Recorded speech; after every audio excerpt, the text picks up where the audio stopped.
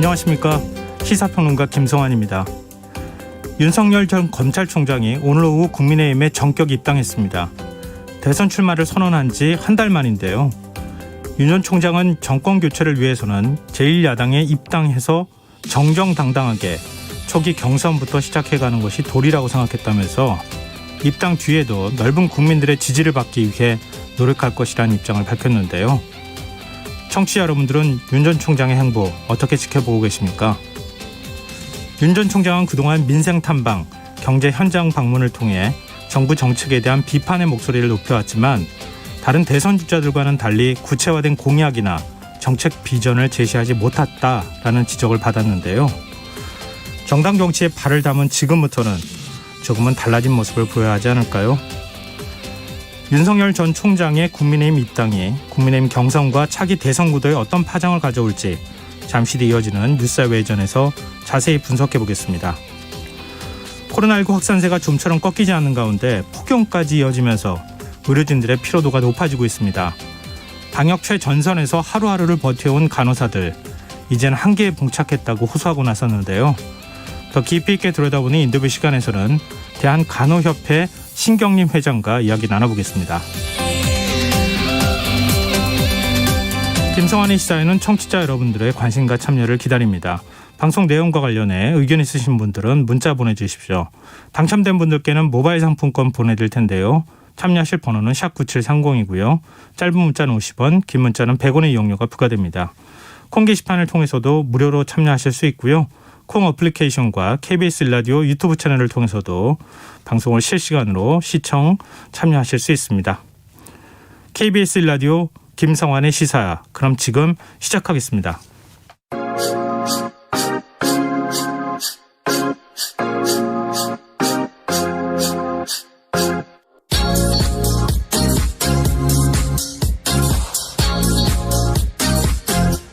KBS 일라디오 김성환의 시사야.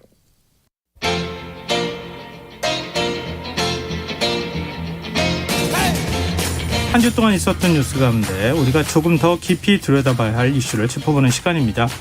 뉴스야 외전, 함께 하실 패널 두 분 소개해드리겠습니다. 배종찬 인사이트 K 연구소장 자리하셨습니다. 안녕하세요. 안녕하십니까. 김민하 시사평론가 오늘도 혹시 모셨습니다. 안녕하세요. 안녕하세요. 네. 정치가 요즘에 점점 흥미로워지지 않습니까? 그러니까요. 네. 자고 나면 새로운 일이 벌어진다 이렇게 얘기할 정도로 네. 새로운 사건들이 계속 나타나고 있는데요. 대선 올림픽이 이제 펼쳐지는 거죠.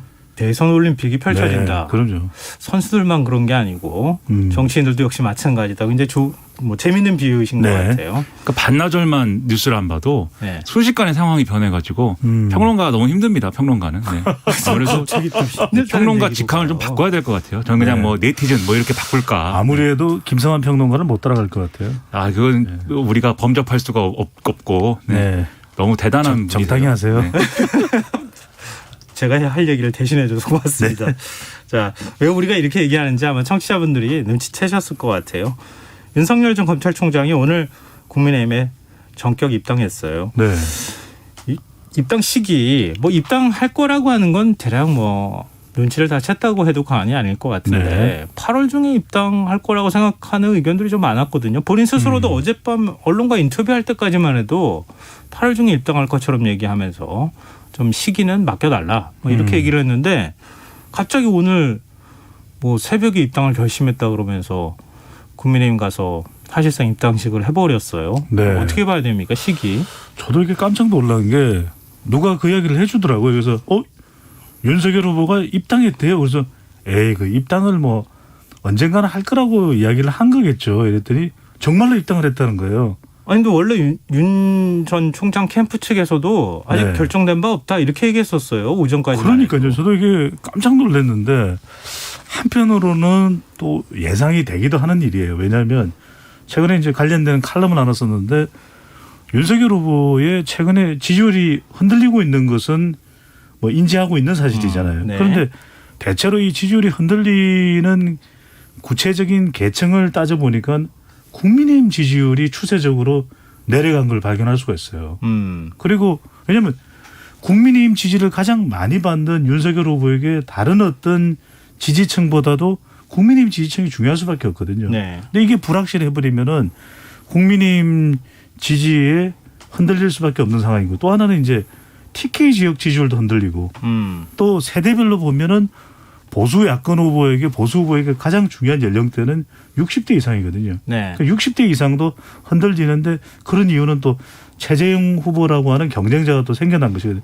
그러니까 이런 지지율의 변화를 본다면 그리고 최근에는 또 대중의 관심이 윤석열 후보가 이야기하는 뭐 대선 또 대권에 대한 비전보다는 출리 벽화 여기에 더 관심이 가버리고 이런 상황이 자꾸 벌어지거든요. 그러다 보니까 본인으로서는 적어도 불확실성을 좀 최소화하기 위해서 없애기 위해서라도 뭐 전면적으로 다 없어지는 건 아니겠지만 그래서 저는 전격적으로 입당을 내린 그리고 새벽에 결정을 했다는 건 대체로 사람들이 새벽에 고민을 많이 해요. 윤 전 총장이 아침잠이 없는가요? 아니 그러니까 저도 이게 나이가 드니까 아침잠이 없어져요. 고민이 생겨.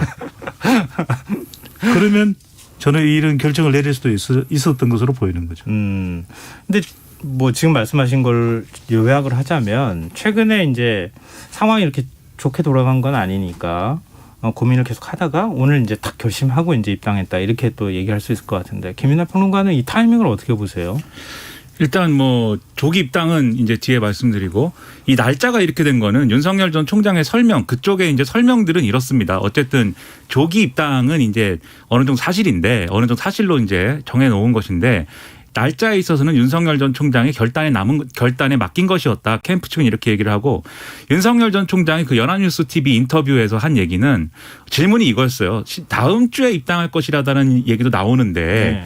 그게 맞는 거냐 이렇게 물어보니까 윤석열 전 총장이 그거에 대해서 아니라고 할 수도 없고 맞다고 확인해 드릴 수도 없고 이렇게 답을 했거든요. 그렇다고 하면은 어느 정도 다음 주 정도에는 입당할 것이 어느 정도 예정돼 있었던 거 아닌가. 이런 생각을 할 수 있는 대목인 것이고 그다음에 오늘 이제 새벽에 어젯밤인가 오늘 새벽에 나온 인터넷 기사를 보면은 8월 2일 날 입당한다 이 얘기가 나왔고 네. 또 오늘 조선일보라든지 이런 보도들을 보면은 기사에 한 줄로 써 있거든요. 다음 주 입당한다 이렇게 써 있어요. 다음 주 입당을 검토하고 있다. 종합적으로 보면은 이렇게 다음 주 정도에는 입당한다는 게 어느 정도 예정돼 있었는데 문제는 계속 이렇게 날짜들이 거론이 되고 보도가 되지 않습니까? 네. 이게 아무래도 검사 출신이지 않습니까? 압수수색을 한다라고 했을 때는 본격적으로 그렇죠. 압수수색 날짜가 막 거론이 되고 압수수색을 다음 주에 하게 될 것이다. 이렇게 얘기가 나오면 그것은 수사가 안 되는 것이죠. 날짜가 거론되고 압수수색 가능성이 기정사실화됐으면 최대한 빨리 바로 정강석화처럼 해야 되는 거죠. 네. 그래가지고 이제 굉장히 흥미로운 해석인데요. 그냥 제가 재밌으라고 말씀드리는데 그래가지고 이제 입당을 전격적으로 한 배경에 이제 그런 차원이 있다고 보는데 이게 결국 조기에 하게 될 결심을 한 것은 지금 배 소장님 말씀하신 대로 지지층이 원하는 바가 있어서 그렇다고 봅니다. 왜냐하면 윤석열 전 총장에 대해서 사실은 우리 모두가 그 정치인으로서의 윤석열은 지금 잘 모르잖아요. 어떤 정치를 하겠다는 건지 뭘 하겠다는 건지 모르지만 네. 지지자들이 유일하게 기대하는 것은 윤석열 카드로 정권 교체를 할 수 있다. 이걸 기대하는 거거든요. 국민의힘 소속으로 하든지 밖에서 하든지 정권 교체를 할 수 있으면 그만인 건데 최근에 당 외에서 한 여러 가지 행보들은 정권 교체를 할 수 있는 그 카드로서의 경쟁력을 다 떨어뜨리는 일들만 계속 일어났습니다. 그렇기 때문에 사람들의 시선이 저런 이제 어떤 여러 가지 이제 실기들을 보완을 하려면 누군가 도와줘야 된다.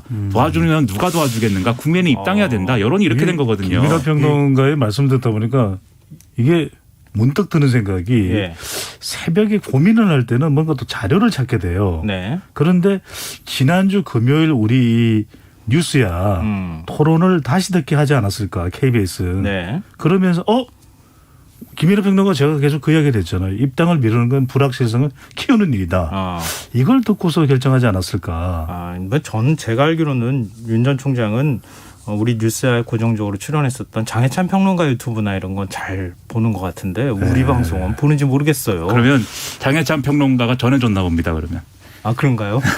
김성환 평론가의 방송은 꼭 챙겨보는 장해찬 평론가가 전해줬을 것으로 제가 생각을 합니다. 김민하 평론가는 장해찬 평론가 이야기를 그만해요. 네, 아니 얘기를 하다 보니까 번제하는 관계라서. 네. 아닙니다. 네. 왜 그러십니까? 아이고. 일종의 이제 김민하 평론가 얘기를 들어보면 타이밍 뺏기다. 타이밍을 뺏은 거나 다름이 없는데 왜 그런 얘기를 좀 얘기가 설득력 있게 들리냐 하면은 오늘 이준석 대표하고 김기현 원내대표가 여수 순천으로 갔어요. 그러니까요. 근데 보통 이런 입당식을 한다고 하면 우리 이제 언론 보도의 패턴이라는 게 있잖아요. 올림픽 기간이기도 하니까 금요일에 이렇게 입당 발표하면 주말에 좀 묻히잖아요, 뉴스가. 그렇죠. 그러니까 주 초에 보통 입당을 해도 하는 거고 국민의힘 쪽에서는 당대표가 있는 자리에서 입당식하면 참 좋은 모양이었을 텐데 네. 그런 모양이 안 나왔어요. 이게 뭔가 타이밍 뺏기든 아니면 그동안에 입당하라 압박을 받아서 입당하는 모양이 아니라 내가 뭘 스스로 결정한다. 이런 걸 보여주기 위해서 그런 거 아닐까? 이런 해석도 있더라고요. 그러니까 사전에 이 당 지도부와도 조율이 안 된 거죠. 그렇죠. 그렇다고 봐야 되는 거죠. 왜 이 당대표가 부재한 시점에 또 김기현 원내대표가 휴가 간 시점에 굳이 입당을 할 이유는 없는 것이거든요. 이 모습 자체도 최재형 후보와는 또 차이가 있는 것이고 최재형 전 감사원장의 경우에는 속전속결 입당을 했지만 그래도 이준석 대표와 그림을 만들었거든요. 이게 명함에 있는 입당 QR코드를 찍으면서 입당을 했다는. 근데 오늘은 그러니까 결과적으로는 권영세 의원과 입당하는 그림이 만들어졌고 네. 또 이게 이 입당 원서를 내 보이다 보니까 이 휴대폰 번호가 노출되는 사고까지도 있었거든요. 그러니까 이게 뭔가 앞뒤가 잘 안 맞는 거죠. 네. 이렇게까지 무리하게 오늘 당장 입당을 해야 될 이유. 다음 주 월요일 하면 안 됩니까? 이게 뭔가 사전 조율되지 않았다는 것은 최근에 지지율 하락도 그렇고 네. 관련된 가족 관련된 논란도 그렇고 뭔가 위기 인식을 느낀 걸로 볼 수가 있는 거죠. 윤석열 전 총장이 스타일이 그런 거 아니에요? 아까 이제 검사 스타일 얘기하셨지만 딱 뭔가 결정하면 본인이 마음 먹으면 그냥 시원스럽게 그냥 본인이 결정해서 해버리는 거예요. 다른 거 좌고우면 하지 않고.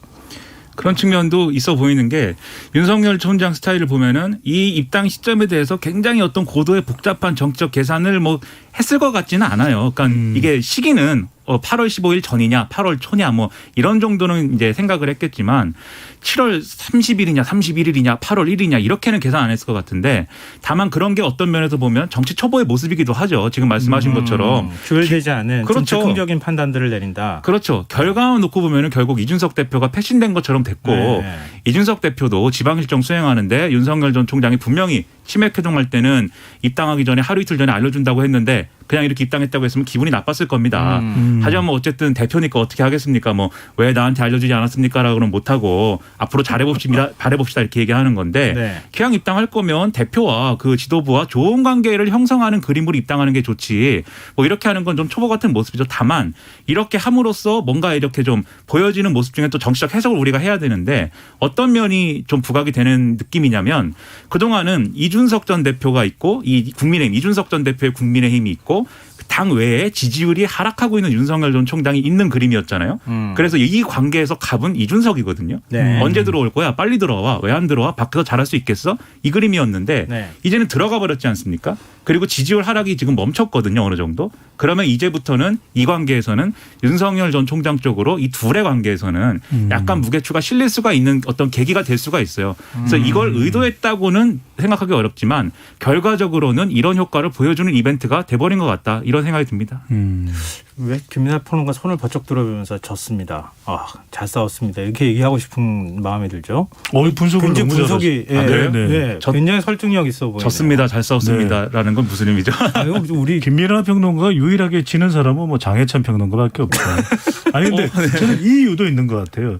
최근에 본인의 지지율이 내려가는 것도 위기의식이지만 최재형 후보의 지지율이 올라오는 것도 저는 적지 않게 위협을 또 가졌을 것으로 보이는 게 최근에 최재형 후보가 전격적으로 만나자는 이야기도 했었거든요. 네. 그러니까 차근차근 지지율을 60대 이상 또 국민의힘 내부에서 특히 지역적으로는 TK 지역 지지율도 좀 나오기 시작하는 그런 국면이기도 하고 또 최재형 후보가 PK 지지율도 서서히 나오기도 하고 있거든요. 네. 그렇다면 앞으로 시간이 지나면 지날수록 오히려 입당이 늦어지면은 최재형 후보가 아주 강력한 경쟁자가 될 수 있겠다. 이런 인식도 가능해지는 것이거든요. 네. 저는 후보 스스로가 판단할 수 있는 건 그런 부분이죠. 누가 경쟁자가 된다고 했을 때 그게 캠프 측에서 느끼는 위협과 반응하는 위협과 후보자 스스로가 반응할 수 있는 위협은 차이가 있을 수 있습니다. 그렇기 때문에 이런 점을 고려했을 때 윤석열 후보는 빨리 입당을 하자. 이렇게 판단했을 수가 있는 것이죠. 자, 그러면은 이제 입당을 한 거고요. 그러면은 국민의힘 대선 주자가 12명이 되는 거죠. 그렇죠. 네, 12명으로 늘어났으면 지금 국민의힘 대권 구도가 당내 경쟁 구도가 그러면 어떻게 만들어질 것이냐 이 굉장히 관심이 되거든요. 어떻게 보세요? 1강 1중 다약이라고 보입니다. 물론 1강 한 2중 정도로 봐도 될 것 같고요. 예. 그러니까 윤석열 후보가 자 입당 이후에 아직까지 지지율 조사된 건 없지만 그래도 보수 야권 쪽에서 이제 국민의힘 입당을 했으니까 국민의힘 후보 중에서는 가장 유력한 후보죠. 네. 그 다음으로 이제 최재형 후보와 홍준표 후보가 큰 차이가 없이 비슷해요. 네. 근데 아직까지 한 자릿수란 말이거든요. 그러면 두 사람을 2중 정도로 묶을 수가 있고 나머지 유승민, 원희룡, 뭐 김태호, 윤희숙 다 아직까지 낮은 한 자릿수 5% 미만인 경우가 대부분인. 근데 네. 결과적으로는 1강 2중 다약 체제. 많은 다수의 후보들은 약한 그런 정도의 체제로 출발을 한다고 봐야 되겠죠. 근데 그러면은 일단 입당을 하면 윤 전 총장의 전략도 좀 바뀌어야 되지 않겠습니까? 기존에는 원래는 중도 확장을 노리는 행보를 보이다가 어느 순간 갑자기 보수색 짙은 행보를 보였고 그러다가 이제 입당을 했단 말이에요. 근데 지금 국민의힘 지지자들한테 기대감을 모아서 가지고 간다고 하면 이제는 중원에서 변방을 다시 노려야 되는 입장이 된 거잖아요. 그러니까 중도층 확장을 다시 해야 된단 그렇죠. 말이에요. 중도 확장을. 그렇죠. 윤 전 총장은 어떤 스탠스를 보일 것이며 다른 후보들은 이제 당내에 들어왔으니까 본격적으로 같은 그라운드에 들어온 거 아니에요. 같은 리그 안에. 견제를 굉장히 심하게 할 가능성도 있어 보이고요. 김 대표는 어떤 그 모양이 나올 거라고 보세요? 그러니까 이게 윤석열 전 총장이 지금까지의 어떤 전략이나 이런 것들 좀 도식화해 보면 국민의힘에 들어가지 않았기 때문에 몸은 이제 보수 정치에 확실하게 담그지 않았지만 메시지는 뭔가 보수적인 걸로 내가지고 보수층하고 중도층을 하나로 묶는 그런 거를 해야겠다. 이렇게 판단을 했던 것 같아요. 지금까지는. 근데 그게 다 실패하지 않았습니까? 저는 이렇게 중도층의 이슈와 보수층의 이슈를 구분을 해가지고 양쪽을 만족시키는 걸 하면은 이 지지율을 하나로 묶을 수 있다. 이런 계산을 이제 버려야 된다고 봅니다. 그래가지고 지금 국민의힘에 들어갔으면 거기서 국민의힘 내에서 경선을 치르면서 뭔가 중도적 메시지를 내가지고 중도층을 잡아야겠다는 전략을 아마 쓸 수 있을 것 같은데 제가 볼 때는 그게 중요한 게 아니고 중도층의 마음을 얻으려면 중도층의 마음도 결국 그 중도층이라는 사람들 중에 정권 교체를 원하는 사람들의 마음을 얻어야 되는 거잖아요. 근데 그 사람들이 그러한 지지층이 지금 요구하는 것은 윤석열 전 총장이 정권 교체를 하는 것도 중요한데 국민의힘이 정권을 잡았을 때 어쨌든 좋은 세상이 되는 거냐 이것도 하나의 관심사가 되는 거지 않습니까? 그러면 윤석열 전 총장이 국민의힘을 그러한 세력으로 변화시키는 역할을 해야 되는 거죠. 그래서 다른 주자들하고 지금 그게 네거티브든지 정책이든지 상당히 이제 크게 싸워야 될 일들이 남았는데 경선 과정에서 그 과정을 윤석열이 국민의힘을 바꾸기 위한 노력을 하는 것으로 이 서사를 만들 수가 있어야 됩니다. 그리고 그 과정에서 필수적인 것은 이준석 대표하고 척을 지면서 갈등을 하고 이런 구도로 가면 안 돼요. 이준석 대표하고 같이 뭔가 국민의힘을 변화시키는데 뜻을 같이 한다. 이런 구도로 가야 되거든요. 근데 이게 제가 말은 이렇게 쉽게 하지만 실제로 들어가서 그런 전략을 펼치기가 또 쉽게 할 수 있는 일은 아닐 겁니다. 그러니까 사실은 여기서도 정치적인 능력이나 이런 것들이 상당히 필요한 그런 대목인 거죠. 네. 그러니까 오늘 윤 전 총장이 네. 이런 얘기를 했어요. 김정은 북한 국무위원장과 얼마든지 만나겠다. 대북 제재 피하면서 인도적 대북 지원을 해줘야 한다. 그건 헌법상의 요구다. 사실은 기존의 국민의힘 내부에 있는 후보들 입장에서는 뭐 홍준표 전 대표도 역시 마찬가지지만 네. 핵공유 얘기를 할 정도로 굉장히 강한 그 대북관을 갖고 있단 말이에요. 좀 차별화된 모습들을 보였어요. 이게 아까 전략이라고 봐야 되겠죠. 네. 그럼 결국 윤석열 후보가 입당을 선택했다라는 것은 불확실성을 해소하기 위한 것이고 이제 불확실성 중에서 남아 있는 건 이제 가족과 관련된 그 의혹 앞으로 순차적으로 어떻게 해명을 제대로 해내느냐가 또 주목할 포인트가 될 텐데 그러니까 윤석열 후보의 경우에는 김성환 앵커께서 말씀을 하셨던 대로 진행자께서 이야기를 한 대로 그러니까 외연을 이제는 확장해야 되는 것이거든요. 네. 그러니까 최근 행보를 보면 그런 면을 보이고 있는 거예요. 그러니까 남북 관계에 있어서도 좀 더 전향적인 좀 더 열려 있는 메시지를 던지는 것은 결국 중도층 확장을 하겠다. 그런 의미로 해석을 할 수가 있는 것이고 특히 이제 가족과 관련된 부분도 앞으로 어떻게 대응을 할지는 모르겠어요. 그러니까 이것도 이제 당의 지원을 받아서 의혹을 해소하기 위해서 또는 의혹에 대한 공격에 대해서 대응하는 그런 모습을 보이는데 이것도 마찬가지로 중도로의 외연 확장이라고 봐야 되겠고 또 하나는 주목할 부분은 부동산 이야기를 많이 하고 있거든요. 그건 네. 무슨 이야기냐. 이제 입당하는 순간 결국 본선 경쟁력이 중요하기 때문에 현재로서는 가장 유력한 후보다. 그렇다면 영남권 지지는 계속 유지 견인해 간다는 차원이라면 노려야 되는 지역은 충청과 수도권일 수가 있는 것이죠. 특히 이제 서울 지역의 경우에는 부동산이 아주 중요한 이슈거든요. 정부의 부동산 정책에 대한 애로사항을 또 한 번 더 끄집어내고 있는 그런 모습도 이제는 서울 수도권 전략을 펼치는 거다. 이렇게 또 해석해 볼 수 있는 것이고 마지막으로 중요한 건 그럴 거예요. MZ세대 20대 30대 지지율도 빠졌다고 봐야 되거든요. 그럼 이들을 확보하기 위해서는 역시 이준석 대표하고 어떤 케미를 보이느냐 또 협력을 보이느냐 이 부분이 중요하겠죠. 그러니까 예를 들어서 김정은을 만나겠다. 김정은 위원장을 만나겠다. 이 얘기를 할 때도 그냥 나는 만나겠다는 입장이다. 이렇게 끝나면 그것은 사실 효과가 크지 않을 거라고 저는 봅니다. 근데 그게 아니라 김정은 위원장과 어떤 대북 정책에 대해서 그동안 보수 정치가 가졌던 어떤 태도가 실제로 나라를 제대로 운영하는데 걸림돌이었다라는 걸 얘기를 해야 돼요. 그리고 그것을 왜 고쳐야 되는지를 설득을 해야 됩니다. 국민의힘과 국민의힘 지지층에게 그게 똑같은 얘기를 하더라도 어떤 방식으로 뭘 목표로 어떤 서사로 얘기하느냐에 따라서 그 효과가 달라질 거라는 거죠. 저는 그 점에 상당히 주목을 해야 된다고 봅니다. 네.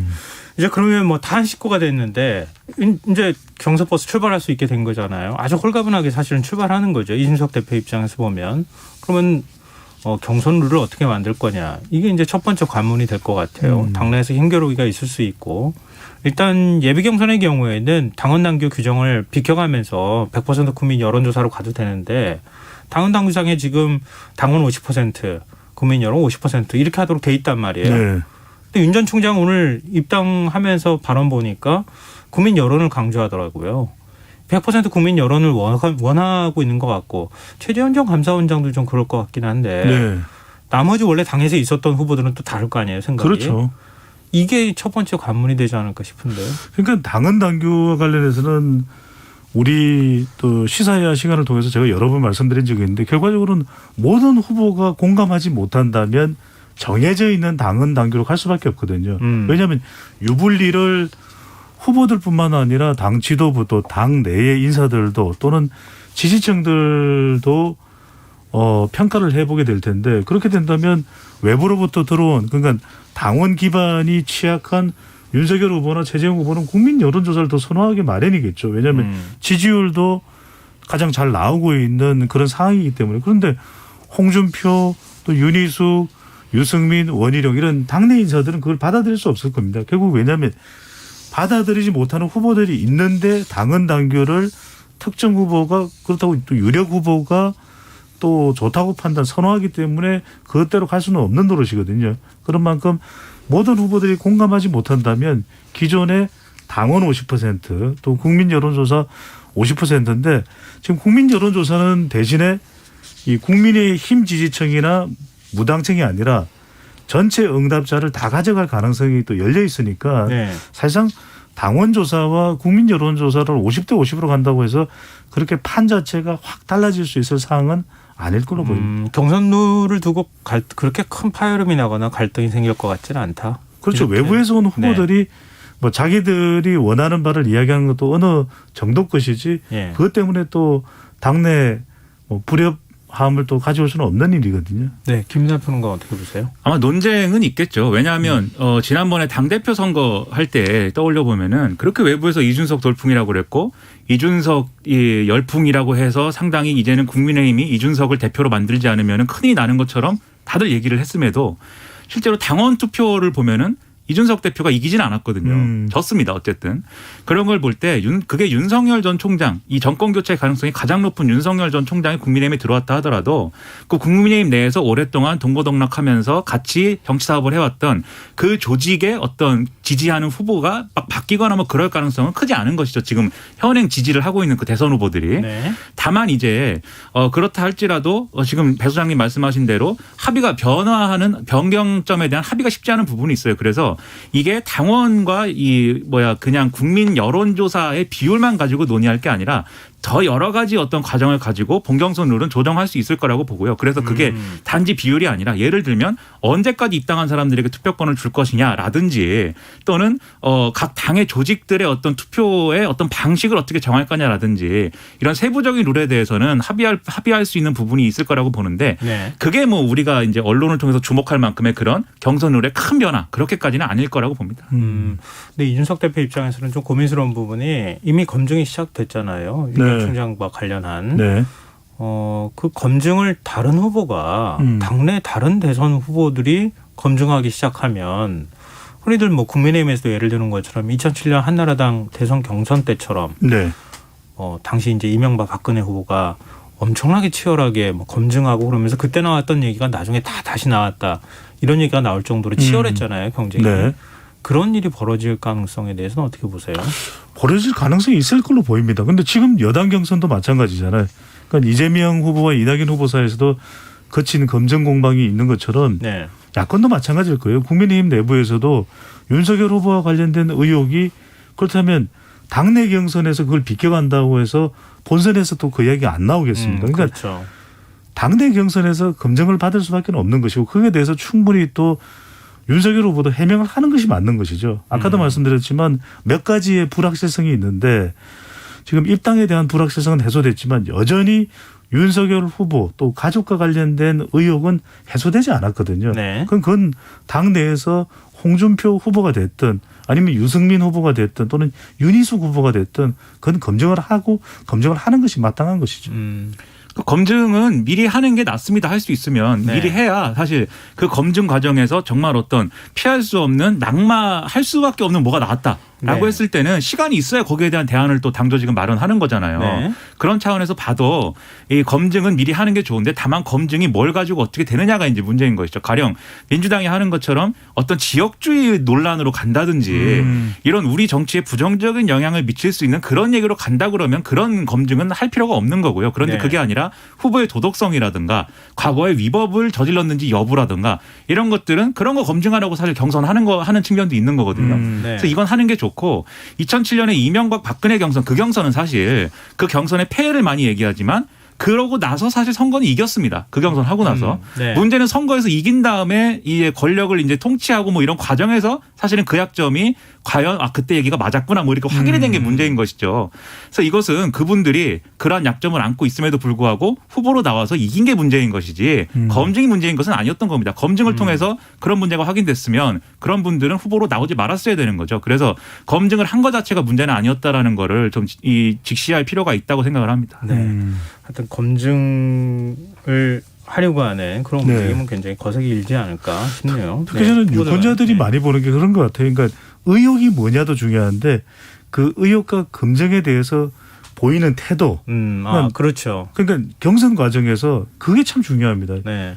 이재명 후보도 지금 바지 논란이 두고 부담이 되고 있거든요. 그렇다면 네.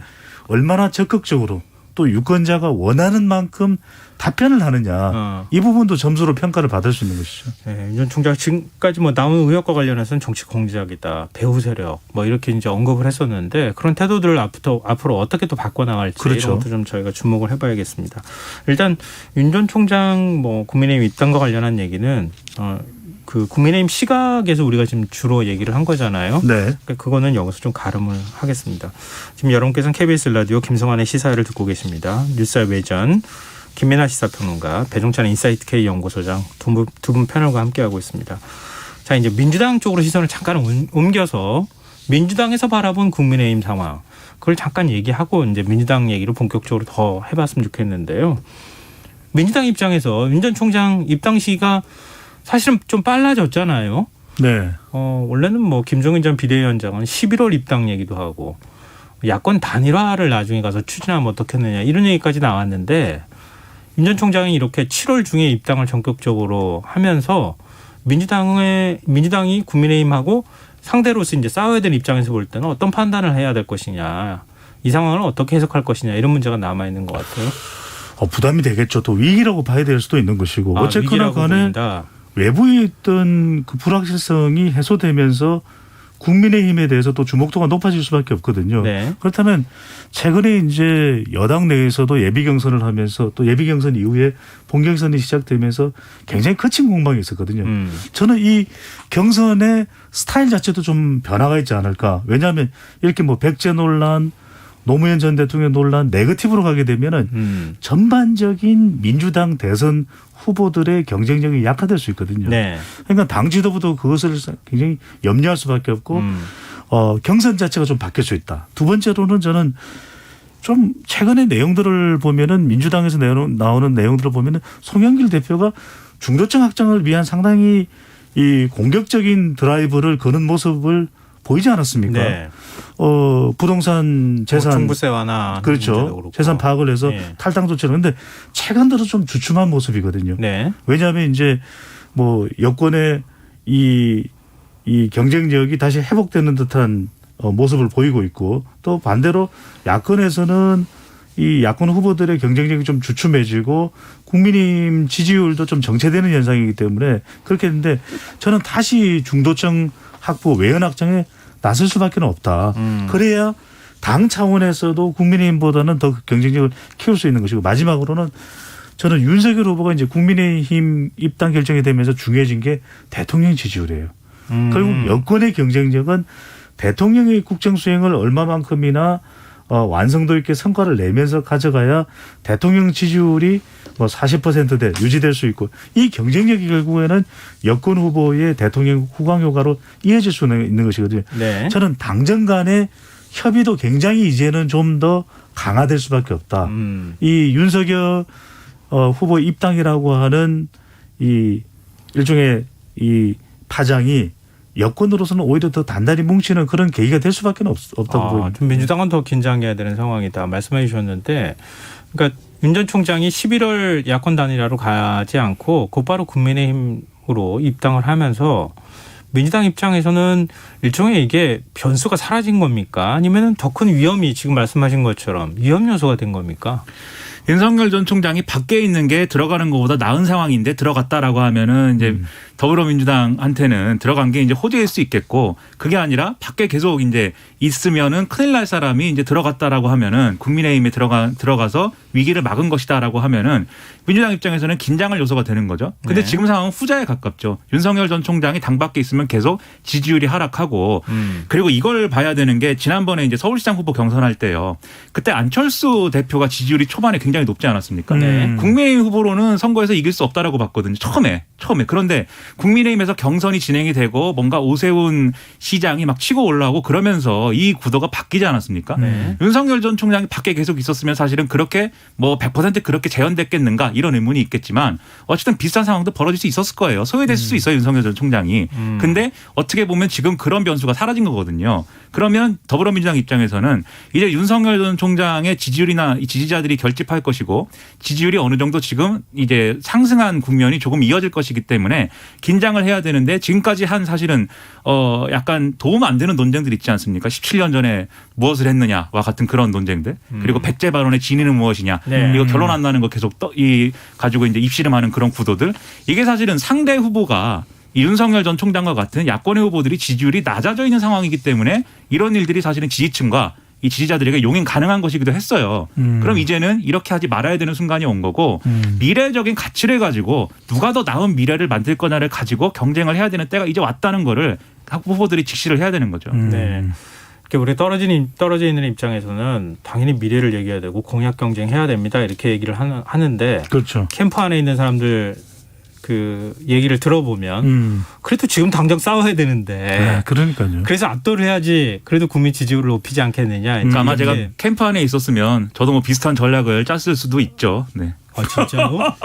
진짜 그렇게 짰을 거예요? 그러니까 안에서 보는 거랑 또 밖에서 보는 거랑 그렇죠. 그게 현실이다. 그렇죠. 늘 다르기 때문에. 김민하 평론가는 뭐 캠프 가지 마세요. 저는 안 가죠. 그래서 네. 네. 연락을 못 받는 거 아니에요? 연락도 안 오고. 네. 네 여기까지 하고요. 자 그러면은 민주당 네거티브 공방 얘기 나왔으니까 네. 뭐 1, 2위 후보라고 얘기해도 되겠지만요. 네. 이재명 지사하고 이낙연 전 대표 간 네거티브 공방이 이제 치열하게 벌어졌다가 일종의 이제 그만둡시다 이렇게 협약식 하고 신사협정 맺었잖아요. 근데 그 다음에도 계속 사실은 좀 신경전이 벌어지고 있어요. 이게 두 사람의 지지율에 어떤 영향을 미쳤는지 여론조사 결과가 나왔잖아요. 그걸 한번 좀 간단하게 김민하 평론가가 소개를 해주시면 어떨까요? 이 여론조사 결과가 엠브레인 퍼블릭, K스탯 리서치, 코리아 리서치, 한국 리서치 4개 여론조사 기관이 합동으로 조사한 결과가 있습니다.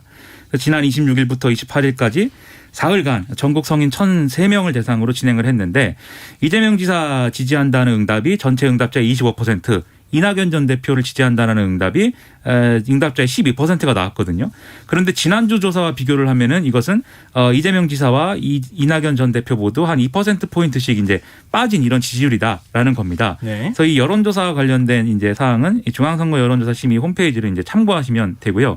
그다음에 이거 말고 또 리얼미터가 오마이뉴스 의뢰로 실시한 여론조사를 보면은 이게 26일부터 27일까지 이틀간 전국 성인 2,058명을 대상으로 실시를 했는데 이재명 지사를 지지한다라는 응답이 25.5%, 이낙연 전 대표를 지지한다는 응답이 16.0%였어요. 근데 호남으로 좁혀가지고 이제 보면 네. 호남권에서는 이재명 지사의 선호도가 32.2%가 나와서 2주 전 대비 11.5%포인트가 하락을 했고 네. 이낙연 전 대표는 30.7% 같은 기간 2.6%포인트 증가한 걸로 이렇게 나와 있는 그런 상황이거든요. 네. 그러니까 사실 이재명 지사는 분명히 이제 이 논란으로 어떤 그 손해를 많이 본 것이고 호남권에서 백제 발언과 관련해서 호남 불가론이 얘기되면서 그렇죠. 호남 지역 주민들의 정서를 자극했다. 그렇죠. 그리고 이낙연 전 대표도 사실 뭐 일부 이제 조금 이득은 본 건 있지만 지금 이재명 전 지사가 떨어진 만큼 이득을 본 거 아니거든요. 그래서 사실은 양쪽 모두에 도움이 되지 않는 논쟁이 아니었나. 네, 그런 걸 보여주는 여론조사가 아닐까 싶습니다. 네. 그러니까 지금까지 쭉 이 대선 때나 꼭 대선이 아니더라도 일반적인 국회의원 선거나 지방선거를 보더라도 네거티브는 결코 지지율을 올리지 못합니다. 우리 이제 뉴스야 이제 법칙이 될 텐데 네거티브는 지지율을 올리지 못한다. 그러니까 올리지 못해요. 서로 지지율을 뺏어오는 관계는 될 수 있겠지만 확장하지는 못한다. 그렇지도 않습니다. 왜냐하면 공격하는 사람 우리 시간에도 제가 분석을 해드렸는데 네. 그러니까 여당 내에 예비 경선할 때도 보면은 상대방을 공격했다고 해서 그 공격한 사람이 아이고 정말 잘했네, 잘 분석해서 잘 검증하고 공격하고 있네, 지지율이 올라가느냐, 그렇지가 않아요. 네. 그러니까 결과적으로는 이낙연 후보가 가져간 것도 호남으로부터의 지지율, 또 여성으로부터의 지지율, 민주당 지지층으로부터의 지지율도 그러니까 이재명 후보가 기대만큼 못했기 때문에 반사이익이 간 것이거든요. 호남 지역에서는 또 호남 출신인 이낙연 후보에 대해서 재평가가 이루어진 것이고, 네. 그러니까 결국 네거티브로 가면은 관심도도 떨어집니다. 그래서 세 가지를 말씀드리면 첫 번째로는 이게 자칫 잘못하면 지금 윤석열 후보가 입당하는 상황에서 전반적인 여당의 경쟁력도 문제될 수 있는데 이재명이나 이낙연 두 사람 중에 한 사람이 후보가 됐을 때 이 후보를 지지하던 지지층이 최종 후보에게 지지가 안 갈 수도 있는 거예요. 아니 나 왜 지지해? 이렇게까지 예. 싸우고 우리가 어떻게 지지해? 그러다 보면 이거는 여당으로부터는 상당히 큰 타격일 수밖에 없거든요. 그러니까 지금 중요한 게 저는 당 지도부의 역할인 것 같아요. 네. 어떻게 앞으로 순회 경선도 남아 있습니다. 9월 4일부터 시작이 되는데 이런 순회 경선과 또 TV 토론을 어떻게 정책 경쟁적으로 가져갈 수 있느냐. 이 부분을 적극적으로 저는 당 지도부에서 이 방안을 마련해야 된다. 예를 들면 오늘 이낙연 후보가 이런 이야기를 했거든요. 경기 북도를 설치해야 된다. 그럼 여기에 대해서 이재명 경기지사니까 어떻게 생각하느냐. 박용진 후보는 어떻게 생각해요? 저는 이렇게 정책 경쟁을 해나가야 되는 거죠. 지금까지의 네거티브 경쟁은 오히려 뭐 제살값 까먹기 경쟁이라고 얘기할 정도로 지지율을 네. 높이는 데는 별 도움이 안 됐다. 오히려 비호감도 후보에 대한 비호감도를 높이는 결과로 이어질 가능성이 있다. 이렇게 지적을 그렇죠. 해주셨거든요. 네. 김민하 평론가도 거기에 동의하세요? 그러니까 이게 네거티브를 하면 자기 지지층이 결집을 하고 그다음에 상대가 뭔가 잘못한 거에 대한 반사이익이 말씀하신 대로 나에게 돌아오는 효과는 있는데 그게 말씀하신 대로 결과적으로는 그런 경선을 치르면 전반적으로 민주당 후보에 대한 지지가 전반적으로 위축이 되는 건 당연한 사실이죠. 네. 그런데 그걸 알면서도 이렇게 하고 있는 것은 결국 경선의 구조가 결국 이제 이른바 이제 친문 주류라고 하는 당원들의 어떤 표심 그리고 호남 지역에서의 어떤 표심 이 두 가지가 핵심이라고 보기 때문에 이런 전략을 펴고 있는 것일 텐데요. 근데 이제 그것은 1차원적인 계산이고 결국 본선에서 어떻게 이기는가가 중요하다. 이거를 염두에 두고 경선을 치러야 된다. 그런 생각입니다. 네. 지금 오늘 두 분 말씀 쭉 들어보니까요. 윤석열 전 검찰총장의 국민의힘 입당이 민주당한테는 굉장히 자극제가 될 가능성이 있겠다. 다시 한번 전열을 재정비할 계기로 삼아야 할 필요도 있겠다. 이런 생각이 좀 드네요. 네. 오늘도 시간이 다 됐습니다. 한 시간 더 해야 되는 거 아니에요? 2시간 해야죠. 2시간 정도. 너무 시간 짧네요. 그러니까 한 시간 얘기하니까 2시간 얘기하고 더 얘기하시잖아요. 네. 오늘 뉴스 외전 여기서 마무리하겠습니다. 지금까지 김민하 시사평론가, 배종찬 인사이트 K연구소장 두 분과 함께했습니다. 오늘 즐거운 토론 고맙습니다. 고맙습니다. 감사합니다.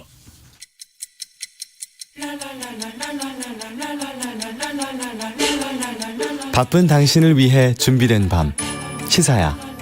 시사평론가 김성환과 함께합니다. 코로나19 4차 대유행 가운데 이뤄지고 있는 가운데 최근에는 연일 폭염까지 이어지면서 현장 의료진들의 피로도가 극심해지고 있습니다. 그동안 코로나19 대응 최전선에서 구슬땀을 흘리며 버티던 간호사들은 이제는 정말 한계에 봉착했다 호소하고 있는데요.